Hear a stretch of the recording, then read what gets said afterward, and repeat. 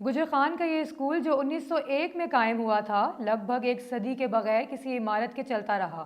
بالآخر اہل داں نے اپنی زمین عطیہ کر کے چند کمروں پر مشتمل ایک باقاعدہ طور پر اسکول بنایا، لیکن موجودہ عمارت میں ایک کمرہ انتہائی مخدوش حالت میں ہے اور کسی وقت بھی گر سکتا ہے۔ لہٰذا اہل علاقہ نے محکمہ تعلیم سے درخواست کرتے ہوئے کہا کہ اس کمرے کی تعمیر کی جائے۔ 1901 سے قائم شدہ پرائمری اسکول چک بگوال کے بچوں کی زندگیاں داؤ پر لگ گئیں۔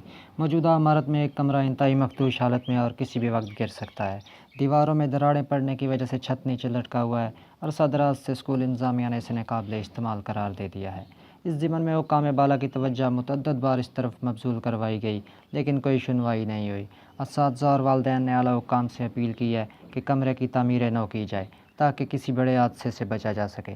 کیمرہ مین سجاد چودھری کے ساتھ ملک امجد، ایوری ڈے نیوز، گجر خان۔